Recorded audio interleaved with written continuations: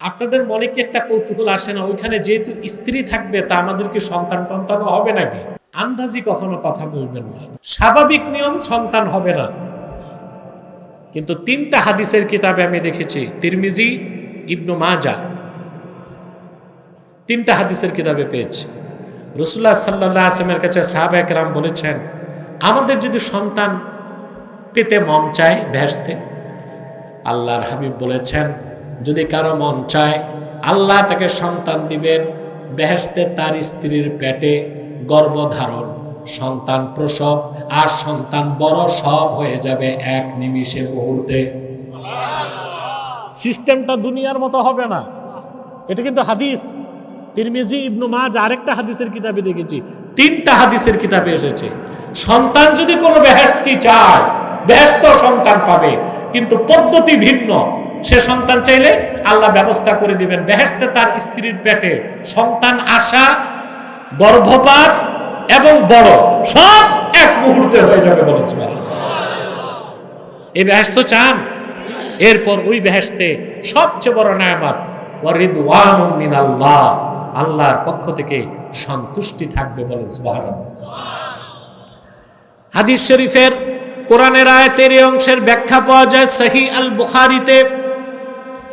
আল্লাহর হাবিব সাল্লাল্লাহু আলাইহি ওয়াসাল্লাম ইরশাদ করেছেন, বেহেশতের মুমিনদেরকে রিদওয়ানুম মিনাল্লাহ, আল্লাহর পক্ষ থেকে যে সন্তুষ্টি দেওয়া হবে সেটার ব্যাখ্যা হলো, জান্নাতীরা যখন জান্নাতে সব প্রবেশ করবে, আল্লাহ বেহেশতীদেরকে ডাক দিয়ে বলবেন, আল্লাহ নিজে বেহেশতীদের সামনে উপস্থিত হবেন। আসতে বললেন সুবহানাল্লাহ। আল্লাহ ডেকে বলবেন, আমার জান্নাতি বান্দারা তোমরা কি রাজি খুশি আছো আমার উপর? আল্লাহু আকবার। মালিক জিজ্ঞেস করবেন আপন দাসদেরকে, রাজি আছো, আমার উপর খুশি হইছো? সুবহানাল্লাহ। বেহেশতীরা বলবে, আয় রাব্বুল আলামিন, যা চেয়েছি তা পেয়েছি, যা চাই নাই তাও তো পেয়েছি। তোমার হাবিবের উম্মত হবার কারণে সৃষ্টি জগতে আমাদেরকে তুমি যে মর্যাদা দিয়েছ, গোটা মাখলুকাতে কাউকে এত মর্যাদা দাও নাই। আল্লাহ, আমরা রাজি আছি। আল্লাহ তখন ডেকে বলবেন, আমার পেয়ারা বান্দারা শোনো, আমি ঘোষণা দিচ্ছি, এখন আমি আল্লাহ তোমাদের উপর রাজি হয়ে গেলাম, আর কোনদিন আমি নারাজ হব না। ওয়া উজলিফাতিল জান্নাতু লিল মুত্তাকিনা গায়রা বাঈদ, কাল কিয়ামতের দিন রাসূলুল্লাহর আশিক উম্মত যারা মুত্তাকি, আল্লাহর খাঁটি বান্দা, তাদের জন্য জান্নাতকে নিকটবর্তী করা হবে। সুবহানাল্লাহ। জান্নাত ও তাদের মাঝখানে জিরো ডিস্টেন্স, কোনো দূরত্ব থাকবে না। সুবহানাল্লাহ। প্রিয় ভাইরা আমার, সেই জান্নাতে মুত্তাকিদের সম্মান আর নেয়ামত কি থাকবে তাও তো বলতে হয়। কোরআন কারীমে আল্লাহ তাআলা বলেন, কুল আউনাব্বিউকুম বিখাইরিম মিন যালিকুম লিল্লাযীনা তাকাউ ইনদা রাব্বিহিম জান্নাতুন তাজরি মিন তাহতিহাল আনহারু খালিদিনা ফিহা ওয়া আজওয়াজুম মুতাহহারাতুন ওয়া রিদওয়ানুম মিনাল্লাহ ওয়াল্লাহু বাসীরুম বিল ইবাদ। আল্লাহ রাব্বুল আলামিন বলেন, হাবিব আমার মুহাম্মদ সাল্লাল্লাহু আলাইহি ওয়াসাল্লাম, মানব জাতিকে আপনি বলুন, এই দুনিয়ায় যত সম্পদ আছে, বিত্ত বৈভব আছে, সোনা রূপা ধন সম্পদ, নারী বাড়ি, বিত্ত বৈভব, এর সব কিছুর চেয়ে উত্তম মুত্তাকিদের জন্য যেটা আল্লাহর কাছে, সেই বিষয়ে আমি তোমাদের বলবো নাকি? শোনো, যারা মুত্তাকি, এই দুনিয়ায় আল্লাহকে ভয় করে জীবন যাপন করবে, সেই সব মুত্তাকিদের জন্য রয়েছে আল্লাহর কাছে অসংখ্য জান্নাত। সুবহানাল্লাহ। অসংখ্য জান্নাত, তাজরি মিন তাহতিহাল আনহার, সেই জান্নাতের নিচ দিয়ে স্বচ্ছ পানির নহর প্রবাহিত। খালিদিনা ফিহা, অনন্তকাল তারা সেখানে বসবাস করবে। ওয়া আজওয়াজুম মুতাহহারাতুম ওয়া রিদওয়ানুম মিনাল্লাহ, তাদের জন্য সেই বেহেশতে রয়েছে অসংখ্য পবিত্র স্ত্রী। কয়টা? ইনসাফ করতে আপনার দুইটা শক্তি লাগবে, একটা হচ্ছে ইকোনমিক্যাল ফিটনেস, আর একটা হচ্ছে ফিজিক্যাল ফিটনেস। কথা বলেন। বউ আছে 4টা, আপনার নাই ভিটামিন, ইনসাফ করতে পারবে? কথা বলেন। আরে বাবা, মাসাইলে তো শরম পাইলে হবে না। আপনার শক্তি এনার্জি নেই, বউ 4টা, ইনসাফ হবে? শরীয়তের হুকুম কি? যার 2 স্ত্রী 1 সপ্তাহকে 2 ভাগ করবে, বড় স্ত্রী 3.5 দিন, ছোট স্ত্রী 3.5 দিন। আপনারা কি ইনসাফ করেন? দ্বিতীয় বিয়ের পর বড় স্ত্রীর খবর নেয় না, আর ছোটটার কাছে চিল্লাপুরা, ঠিক না? একটা হচ্ছে ফিজিক্যাল ফিটনেস, আর একটা হচ্ছে ইকোনমিক্যাল ফিটনেস। বাঙালি তো টাকাও নাই, বডিও নাই, একটাতেই তো কাইত, তো 3-4টা বিয়ে আবার করে কেমন করে? প্রশ্ন আসে না? যে কথা বলছিলাম, কিন্তু বেহেশতে সুবহানাল্লাহ প্রত্যেক যুবককে, প্রত্যেক মুমিন থাকবে যুবক, আর তাদেরকে দেওয়া হবে চিরযৌবন। এক একজন স্ত্রী পাবে 70 জন করে। স্ত্রীগুলো পৃথিবীর স্ত্রীর মতো না, আজওয়াজুম মুতাহহারা, পবিত্র স্ত্রী। দুনিয়ায় আপনার স্ত্রী আর কত সুন্দর হবে, যদি মনে করেন মিস ওয়ার্ল্ড, বিশ্ব সুন্দরীকে বিয়ে করবেন। কথায় আছে মেয়েদের 20তে বুড়ি, বয়স বাড়লে তার চামড়াটা কুচকে যাবে, চেহারার গ্ল্যামারাস কমে যাবে, চামড়া কুচকে যাবে, সৌন্দর্যে ভাটা পড়বে। এক সময় স্ত্রীর প্রতি আপনার আকর্ষণটা থাকবে না। কিন্তু আপনি কি জানেন, আল্লাহর জান্নাতে মুত্তাকি নেককারদেরকে, ইমানদারদেরকে আল্লাহ তাআলা যে স্ত্রীগুলোকে দিবেন, বেহেশতীরা আপন স্ত্রীর দিকে তাকায়া রূপ উপভোগ করার পরে চোখ ফিরায়া আবার তাকাবে, সৌন্দর্য বেড়ে যাবে। আবার চোখ ফিরে আবার তাকাবে, সৌন্দর্য বেড়ে যাবে। অনন্তকাল সেই স্ত্রীগুলো অপবিত্র হবে না, বার্ধক্য আসবে না, সৌন্দর্য কমবে না। আল্লাহ বলেন এই সব নেয়ামত মুত্তাকি বান্দাদের জন্যই। ওয়া রিদওয়ানুম মিনাল্লাহ, আর আল্লাহর জান্নাতে সবচেয়ে বড় নেয়ামত হবে আল্লাহর সন্তুষ্টি। আল্লাহু আকবার। জান্নাতের সব নেয়ামত একদিক রাখলেও এই নেয়ামতটা তার চেয়ে বড়। সুবহানাল্লাহ। জান্নাতে কতজন করে স্ত্রী পাবেন? আপনাদের মনে কি একটা কৌতূহল আসে না, ওইখানে যেহেতু স্ত্রী থাকবে তা আমাদেরকে সন্তান হবে নাকি? আন্দাজি কখনো কথা বলবেন না। স্বাভাবিক নিয়ম সন্তান হবে না, কিন্তু 3টা হাদিসের কিতাবে আমি দেখেছি, তিরমিজি, ইবনু মাজা, 3টা হাদিসের কিতাবে পেয়েছি। রাসূলুল্লাহ সাল্লাল্লাহু আলাইহি ওয়াসাল্লামের কাছে সাহাবায়ে কেরাম বলেছেন, আমাদের যদি সন্তান পেতে মন চায় বেহেশতে, আল্লাহর হাবিব বলেছেন যদি কারো মন চায় আল্লাহ তাকে সন্তান দিবেন। বেহেশতে তার স্ত্রীর পেটে গর্ভধারণ, সন্তান প্রসব, আর সন্তান বড় সব হয়ে যাবে এক নিমিষে, মুহূর্তে।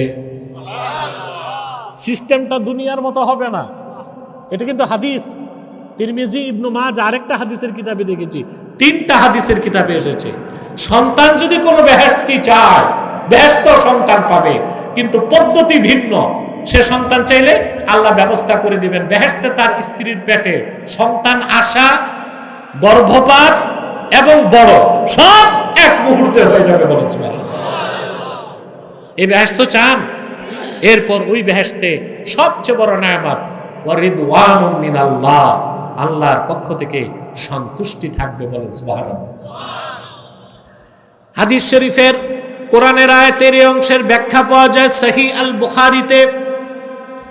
আল্লাহর হাবিব সাল্লাল্লাহু আলাইহি ওয়াসাল্লাম ইরশাদ করেছেন, বেহেশতের মুমিনদেরকে রিদওয়ানুম মিনাল্লাহ, আল্লাহর পক্ষ থেকে যে সন্তুষ্টি দেওয়া হবে সেটার ব্যাখ্যা হলো জান্নাতীরা যখন জান্নাতে সব প্রবেশ করবে, আল্লাহ বেহেশতীদেরকে ডাক দিয়ে বলবেন, আল্লাহ নিজে বেহেশতীদের সামনে উপস্থিত হবেন।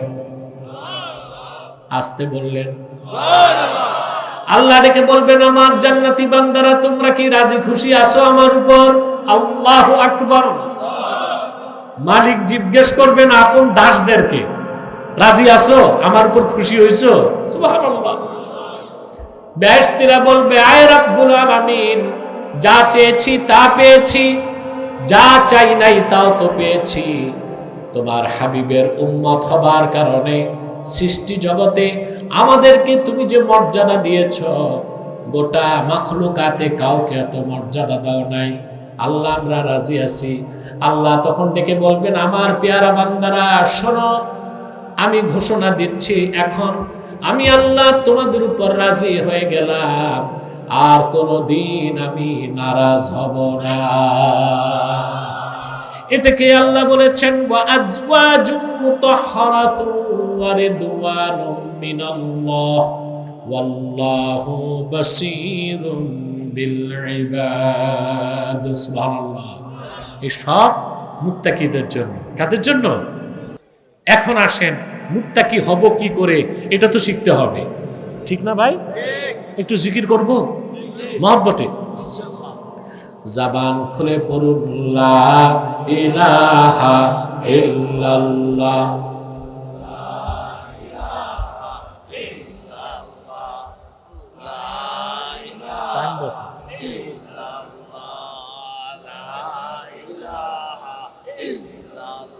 এক ঘন্টা হয়ে গেছে।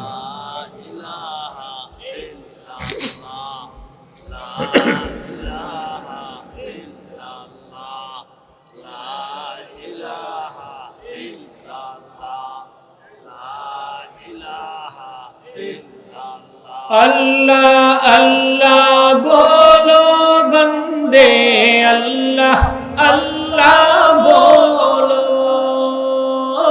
जिक्र अल्लाह करते हुए राहे जन्नत चलो।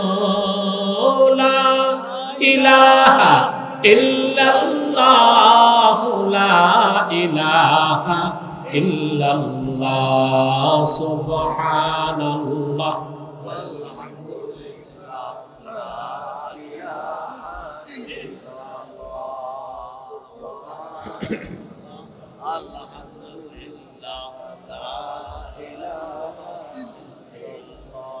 हस्बी रब्बी जल्लल्लाहु मा फी क़ल्बी गैरुल्लाह, नूर मुहम्मद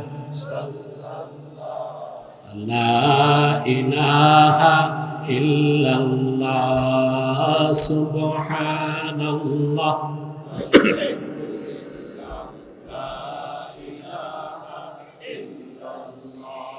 ला इलाहा इल्लल्लाह मुहम्मदुर রাসূলুল্লাহ সাল্লাল্লাহু আলাইহি ওয়াসাল্লাম।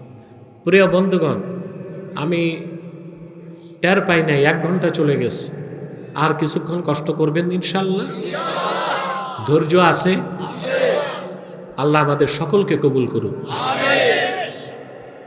এরপরে আল্লাহ তাআলা, এখন প্রশ্ন হচ্ছে, তাইলে আমরা জান্নাতের নিকটে যাব না, জান্নাত আমাদের নিকটে আসবে, কি হতে হবে? সুপার ক্লাস মুসলিম, ঠিক না? ব্যক্তি যখন ঈমান আনে তখন তার পরিচয় হয় মুমিন। তারপরে সে যখন শরীয়তের বিধানগুলো মেনে নেয় তার নাম মুসলিম। তার নাম কি? ঈমান আছে না নাই এটা তো অন্তরে, এটা দেখা যায়। এখন ঈমান আনার পরে কাউকে মুসলিম কিভাবে আমরা বুঝবো? যখন দেখবো সে শরীয়ত মানে, অর্থাৎ নামাজ পড়ে, রোজা রাখে, হজ করে, যাকাত দেয়, হালাল গ্রহণ করে, হারাম বর্জন করে। এই যে বাংলাদেশে একটা দল আছে বাউল, বাউল বাউল বাউল মানে ফাউল। এরা রাসূলুল্লাহর শরীয়তকে বিশ্বাস করে না। রাসূলুল্লাহ শরীয়ত অস্বীকার কুফর, তাই না?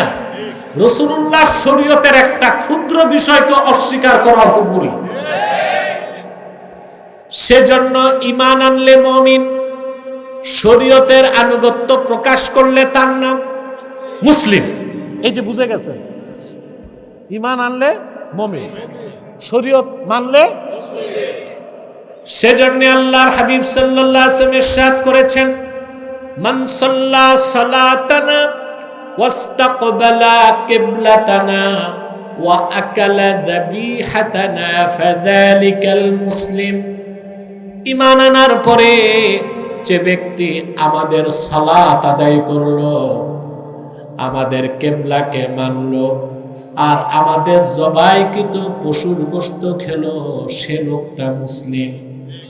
তাহলে বোঝা যায় ঈমান আনার পরে যে লোকটা নামাজ পড়ে না তারে কাফের বলতে পারি না, মুসলিম বলারও তো সুযোগ নাই। আছে? কথা বলেন। আছে?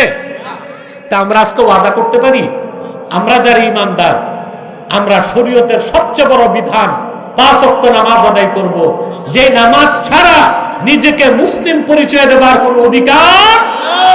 কারা কারা 5 ওয়াক্ত নামাজ পড়বো? হাত তুলে দেন। বলেন, ইয়া আল্লাহ, ওয়াদা করছি আজ থেকে 5 ওয়াক্ত নামাজ জামাতের সাথে আদায় করব। যদি শয়তানের প্ররোচনায় নামাজ ছুটে যায়, তাৎক্ষণিক তওবা করে কাজা হিসেবে নামাজ আদায় করব। তাহলে ঈমান আনলে মুমিন, আনুগত্য প্রকাশ করলে মুসলিম। আমি আপনাদের প্রত্যেক মুসলিম মুমিনের কাছে একটি প্রশ্ন করছি, ঈমান আনার পরে আল্লাহর আনুগত্য প্রকাশ করার জন্য নামাজের চেয়ে বড় কোনো ইবাদত আছে নাকি? ঈমান আনলে মুমিন, কোরআন হাদিসের বিধান মেনে বাহ্যিক আনুগত্য প্রদর্শন করলে মুসলিম।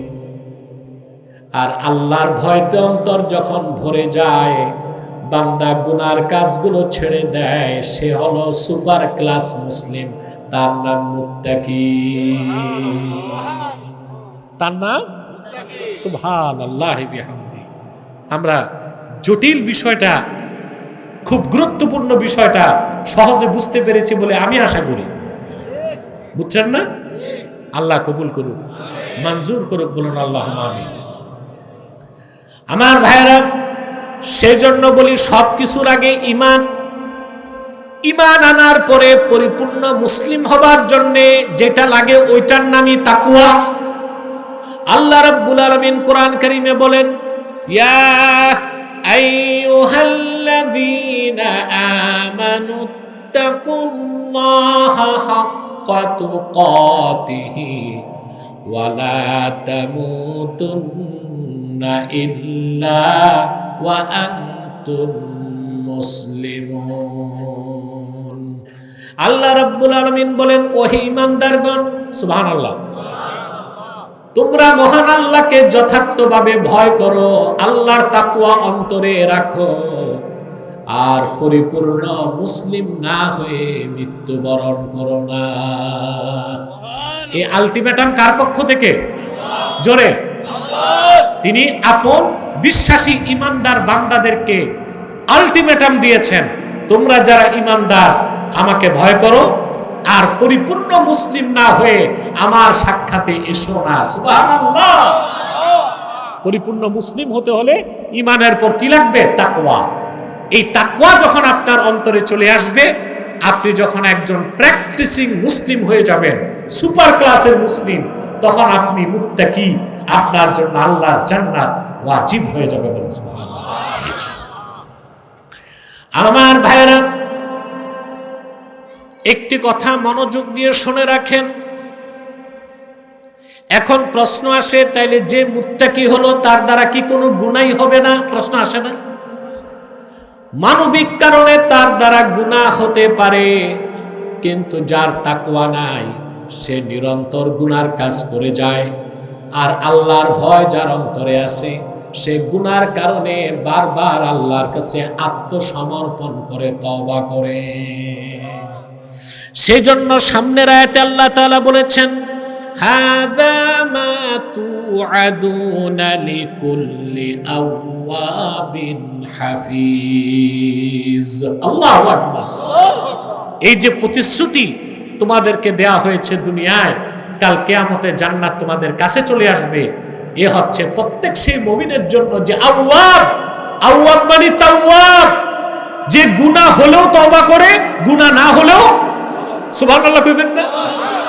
গুনাহ হলেও তওবা করে, গুনাহ না হলেও, অর্থাৎ আল্লাহ অভিমুখী, সব সময় আল্লাহর হুকুমের সামনে মস্তকটা নত করে দেয়, নামাজ পড়ার পরও তওবা করে।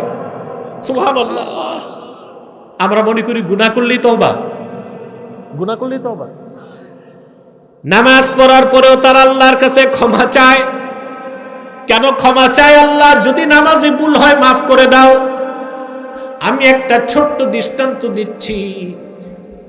মুসলিম জাতির জনক হযরত ইব্রাহিম খলিলুল্লাহর ব্যাপারে আল্লাহ কোরআন কারীমে বলেন, وَإِذِ ابْتَلَى إِبْرَاهِيمَ رَبُّهُ بِكَلِمَاتٍ فَأَتَمَّهُنَّ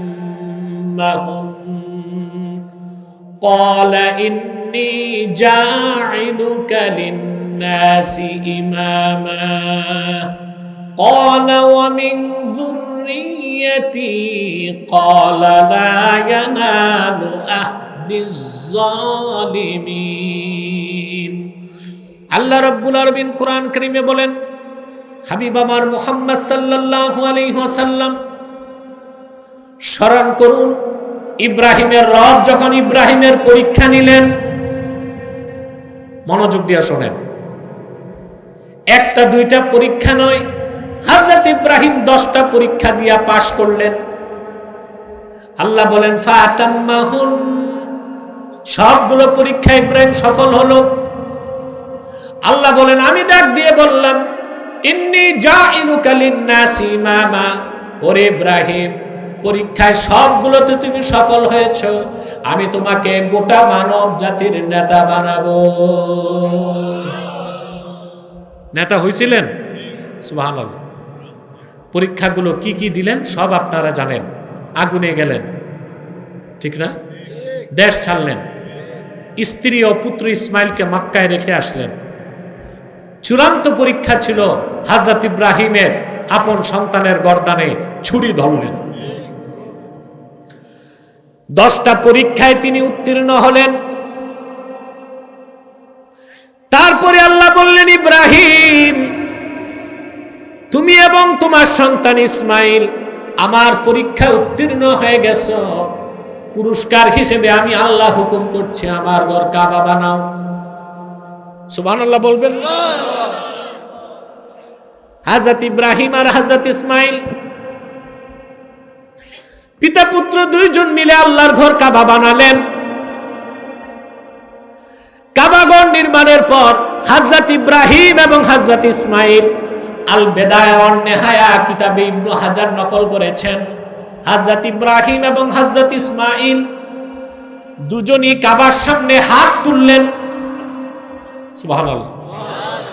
তারপর আল্লাহকে ডেকে বললেন, রব্বানা তাকাব্বাল মিন্না ইন্নাকা আনতাস সামিউল আলিম ওয়া তুব আলাইনা ইন্নাকা আনতাত তাওয়াবুর রহিম।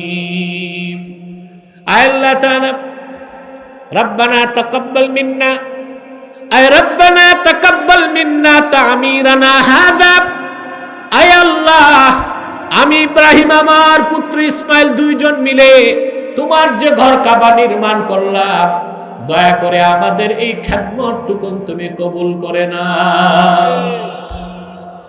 ঘর বানাইছেন কার? বলে আল্লাহ কবুল করো। সুবহানাল্লাহ। ওয়া তুব আলাইনা, আমাদের দুজনকে মাফ করো। 10টা পরীক্ষা দিলেন, সন্তানকে জবাই করতে চাইলেন, বাড়ি ছাড়লেন, সব পরীক্ষায় উত্তীর্ণ হলেন, আল্লাহর ঘর কাবা বানালেন। তারপর বললেন, তুমি তোমার ঘর কাবা কবুল করো আর আমাদের দুইজনকে মাফ করে দাও। ইন্নাকা আনতাত তাওয়াবুর রহিম, আল্লাহ তুমি তওবা কবুলকারী। সুবহানাল্লাহ। আর তুমি পরম দয়ালু। তাহলে ইব্রাহিম আলাইহিস সালাম কি গুনার কাজ করছিলেন? ন্যাকের উপর ন্যাক, তারপরও তওবা করছেন। আল্লাহর হাবিব মুহাম্মদ সাল্লাল্লাহু আলাইহি সাল্লামের উম্মতের মধ্যে যারা খাঁটি মুত্তাকি, তারা গুনাহ করলেও তওবা করে, গুনাহ না করলেও তওবা করে। সেজন্যই তারা নামাজ পড়ার পরে সালাম ফিরাবার আগে দোয়া মাসুরাতে আল্লাহর কাছে ক্ষমা চায়। সুবহানাল্লাহ। আল্লাহুম্মা ইন্নী যালামতু নাফসি যুলমান কাসীরান ওয়া লা ইয়াগফিরুয যুনুবা ইল্লা আনতা ফাগফিরলি মাগফিরাতাম মিন ইনদিকা ইন্নাকা আনতাল গফুরুর রহিম। পড়েন না? কি বলেন? ইন্নী যালামতু নাফসি, আল্লাহুম্মা ইন্নী যালামতু নাফসি, আল্লাহ আমি আমার উপর জুলুম করছি। পড়ছেন নামাজ, পড়ছেন আর বলতেছেন আমি জুলুম করছি আমার উপর। সুবহানাল্লাহ। জুলমান কাসীরা, অনেক জুলুম করছি আল্লাহ, অনেক জুলুম করছি, তুমি আমাকে ক্ষমা করে দাও। তুমি যদি মাফ না করো তা তো মাফ করার আর কেউ নাই। সুবহানাল্লাহ। এই রকম চরিত্র যাদের, আল্লাহ তাদেরকে বলেছেন আওয়াব, যারা বারবার ক্ষমা চেয়ে আল্লাহর কাছে আত্মসমর্পণ করে। তাবা ইয়াতুবু তাওবুন মানে ফিরা, কি? এজন্য বান্দা তওবা করলে তাকে বলা হয় তায়েব। আর আল্লাহ তাআলা তওবা কবুল করে রহমত দিয়া বান্দার দিকে আসেন, এই জন্য আল্লাহকেও বলা হয় তাওয়াব। সুবহানাল্লাহ। আল্লাহ বলেছেন হাযা মা তুআদুনা লিকুল্লি আওয়াবিন হাফিজ। এই প্রতিশ্রুতি তোমাদেরকে দেওয়া হয়েছে দুনিয়ায়, যাদের জন্য জান্নাত নিকটে চলে আসবে, প্রত্যেক সেই ব্যক্তির জন্য যে ব্যক্তি আল্লাহ অভিমুখী এবং হাফিজ, আল্লাহর বিধানগুলোকে সংরক্ষণকারী। বলেন সুবহানাল্লাহ। এটি তো তাকওয়া। আল্লাহ যা হালাল করছেন তা গ্রহণ করা, আল্লাহ যা হারাম করছেন তা বর্জন করা। এরপরে আল্লাহ তাআলা বলেন মান খাশিয়ার রাহমানা বিল গায়বি ওয়া জাআ বিকলবিন মুনীব। সেই সব মানুষ, মুত্তাকি ব্যক্তি, যে কিনা আল্লাহকে ভয় করেছে, যারা আল্লাহকে ভয় করে না দেখে, রহমানের ভয় যারা অন্তরে রাখে, রহমানকে না দেখে। সুবহানাল্লাহ। ওয়া জাআ বিকলবিন মুনীব, আর একটি পবিত্র আনুগত্যশীল অন্তর নিয়ে আল্লাহর কাছে উপস্থিত হবে। সুবহানাল্লাহ। দুইটা জিনিস বুঝতে হবে। তাকওয়া সেটাই, যেটা হচ্ছে আল্লাহর ভয়তে গুনার কাজ ছেড়ে দেওয়া। ওটার নাম কি? কথা বলেন। অনেক মানুষ পুলিশের ভয়তে চুরি করে না, এটা তাকওয়া। সে মানুষকে ভয় পেয়েছে। যে ব্যক্তি আল্লাহকে ভয় করে গুনার কাজ ছেড়ে দেয়, হারাম কাজ, অশ্লীল কাজ, গুনার কাজ, সেটাই তাকওয়া। আর এটা সে করে মহান আল্লাহকে না দেখে, আল্লাহকে ভয় করে। বলে সুবহানাল্লাহ। এটা হচ্ছে চূড়ান্ত তাকওয়া। এটা কি? চূড়ান্ত তাকওয়া। সুবহানাল্লাহ। আমার ভাইয়েরা, আল্লামা আবুল কাসিম কুশাইরি আর রিসালাতুল কুশাইরিয়াতে লেখেন, বিশ্ববিখ্যাত সুফি সাধক আল্লাহ তাআলার মহান ওলি হযরতে জুনায়েদ বাগদাদি, নাম শুনেছেন? রাহিমাহুল্লাহ। উনি একদিন তার মুরিদদেরকে বললেন, তোমরা প্রত্যেকে আগামীকাল এক একটি মোরগ নিয়ে আসবা। পীর সাহেব বলছে, কেউ আর প্রশ্ন করে নাই কেন? আমাদের পীর সাহেবরা বললে আমরা জিজ্ঞেস করতাম, হুজুর মুরগি বেচবেন না বিয়ে শাদী আছে? ঠিক কিনা? আল্লাহর ওলি জিজ্ঞেস করছে, মুরিদদের প্রশ্ন নাই, সবাই জ্যান্ত মোরগ নিয়ে হাজির। তিনি বললেন, প্রত্যেকেই জবাই করে আনবা, শর্ত একটা, কেউ না দেখে। সবাই চলে গেছে যার যার মতো জঙ্গলে, আবদালে, ঘরের দরজা বন্ধ করে পাহাড়ের গুহায় জবাই করে নিয়ে আসছে। একজন মুরিদ এক হাতে মোরগ, আরেক হাতে ছুরি। লোকেরা তিরস্কার করতেছে, পীর সাহেবের হুকুমটা মানতে পারলা না? বলে তোমরা জিজ্ঞেস করো কেন? আমার মুর্শিদ জিজ্ঞেস করলে আমি জবাব দিব, কেন জবাই করি না? জুনায়েদ বাগদাদি বললেন লিমা লাম তাসবাহ, তুমি জবাই করো নাই কেন? মুরিদ জবাব দিল, শেখ শর্ত দিয়েছেন কেউ না দেখে। কত চেষ্টা করলাম, জঙ্গলে, পাহাড়ের আবডালে, গুহায় দরজা বন্ধ করে যখনই জবাই করতে যাই মনে জাগে কেউ দেখে না, আল্লাহ তাআলা তো দেখেন। শর্ত পূরণ হয় নাই, জবাই করি নাই। জুনায়েদ বাগদাদি বললেন তোমরা যারা আছো সবাই আমার মুরিদ, আরে একজন ব্যক্তি সুলুকের পথ পার হয়ে সে ব্যক্তি হয়ে গেছে মুরাদ। তোমরা মুরিদ, সে কি মুরাদ, সে তার কাঙ্ক্ষিত লক্ষ্যে পৌঁছে গেছে। এটাই হচ্ছে খাশিয়াতুল্লাহ বিল গায়ব, আল্লাহকে না দেখে আল্লাহর ভয় অন্তরে রাখা, এটাই তাকওয়া। এই ভয় যত বেশি অন্তরে ঢুকে অন্তর তত আনুগত্যশীল হয়। কি হয়? সুবহানাল্লাহ বলেন।